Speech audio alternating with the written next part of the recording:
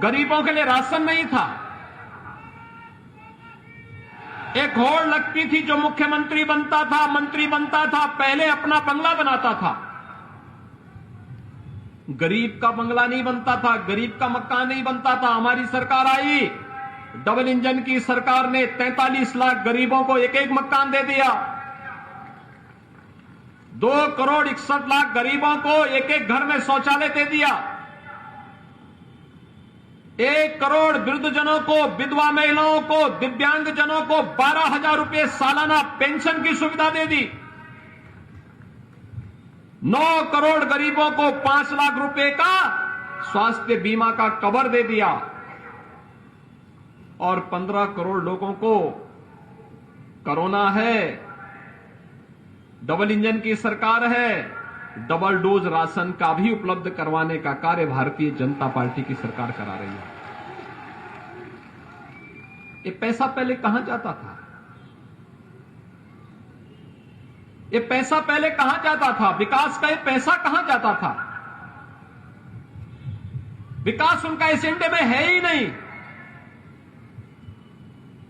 उनका विकास तो विकास का ये पैसा लूट लूट करके और उसको फिर वे जमा करते थे इत्र वाले मित्र के यहां। जब जेसीबी चली थी तो आपने देखा होगा कैसे नोट की गड्डियां और पहाड़ निकल रहे हैं।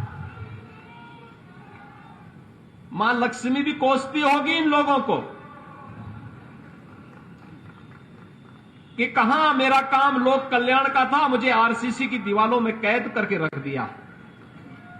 लेकिन जब जेसीबी चली तो मां लक्ष्मी भी बहुत प्रफुल्लित होकर के आगे बढ़ी कि अब कल्याण का मार्ग प्रशस्त होगा।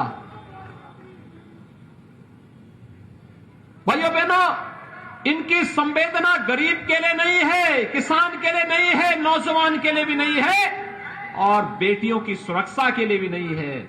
इनकी संवेदना तो पेशेवर माफिया और अपराधियों के प्रति है। आपने देखा होगा कोरोना कालखंड में सपा बसपा कांग्रेस का कोई नेता नहीं आया होगा। आपके लिए जनरल साहब आए होंगे, भाजपा के पदाधिकारी आए होंगे, धर्मेश जी आए होंगे, अनिल जी आए होंगे, इसके अलावा कोई अन्य आपके बीच नहीं आया होगा उस समय। ये सभी नेता होम आइसोलेशन में थे। तो इस समय जब आए तो उनको यही बोलने की आवश्यकता है। आपने जिन्हें पिछली बार विधायक बनाया था वे दल बदल कर रहे थे, भाग रहे थे इस पार से उस पार, उस पार से इस पार। पिछली बार वे यही कर रहे थे और आगे भी उनको यही करना है। वे अभी से फिर से अपना रास्ता बना रहे हैं।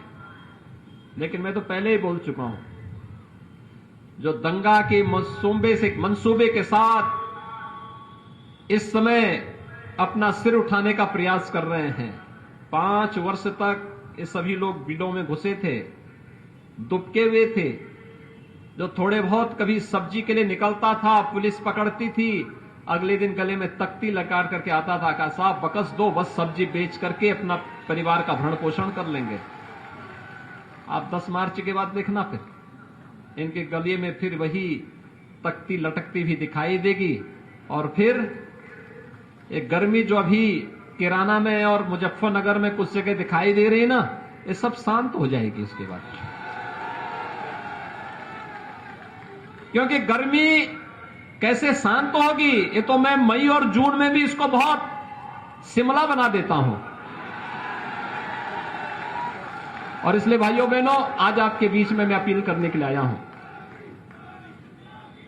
ये 12 लेन का हाईवे मेरठ और दिल्ली के बीच जोड़ने का ये हाईवे, ये डबल इंजन की सरकार दे रही है। और यही नहीं, हापुड़ के वासियों को हापुड़ का पापड़ अगर हमें कभी प्रयागराज में बेचना हो तो मात्र 6 घंटे में इस दूरी को तय करने के लिए गंगा एक्सप्रेस जो बना रहे हैं हम लोग। सुबह निकले यहां से 6 बजे, यहां से निकले मध्याह्न में 12 बजे प्रयागराज संगम में स्नान किया और फिर वहां से 2 बजे चले, रात्रि को 8 बजे अपने घर में हापुड़ में। ये डबल इंजन की सरकार का लाभ है। ओलंपिक में भी हमारे युवा पदक प्राप्त करेंगे। स्पोर्ट्स यूनिवर्सिटी यही मेरठ पे हम लोग दे रहे हैं। सपा बसपा की सरकार में तमंचे की फैक्ट्री लगती थी और हम लोग डिफेंस कॉरिडोर दे रहे हैं। डिफेंस कॉरिडोर, यहां जो तोप बनेगी और यहां का नौजवान जब उस तोप के ऊपर चढ़ करके पाकिस्तान की सीमा में उसको दहाड़ेगा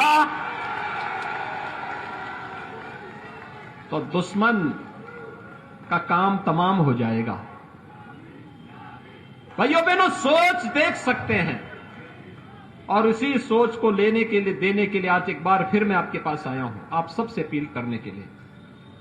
कोरोना में हो सकता है चुनाव आयोग बड़ी रैली करने की अनुमति न दे।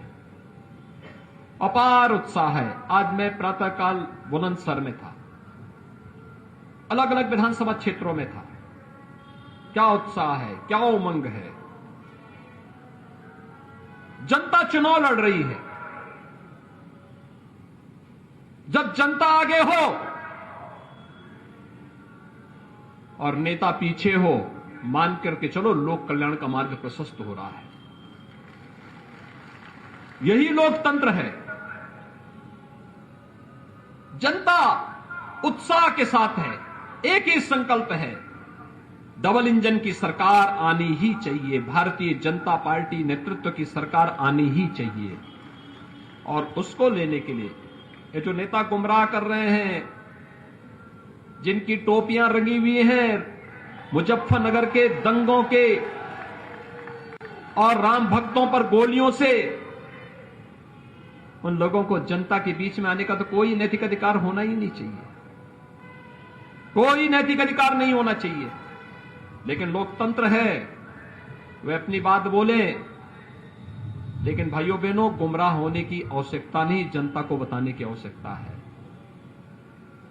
एक ही बात बता देने की आवश्यकता है। जब इनको अवसर मिला था तब बिजली नहीं दी, आज फ्री की बात करते हैं। तब तो दी नहीं, तब दंगा करवाते थे और अंधेरा इसलिए भी करवाते थे जिससे इनके गुंडे दंगा करा करके फिर आग लगा सके। यही तो करवाते थे। मुजफ्फरनगर का दंगा हो, कोसी कला का दंगा हो, मेरठ का उपद्रव हो, बुलंदशहर का उपद्रव हो, और इनको लगता है कि चुनाव में प्रत्याशी बना देंगे तो ये दंगाई सुरक्षित हो जाएंगे। अगर प्रदेश की जनता जनार्दन की सुरक्षा के साथ किसी ने खिलवाड़ किया तो ये वो भी जानता है कि डबल इंजन की सरकार इसको भी स्वीकार नहीं करेगी। और भाइयों बहनों, आज आप सबको यही आश्वस्त करने के लिए मैं आया हूं। कोरोना के प्रोटोकॉल का हम पालन करेंगे। आज उत्तर प्रदेश 26 करोड़ वैक्सीन की डोज देने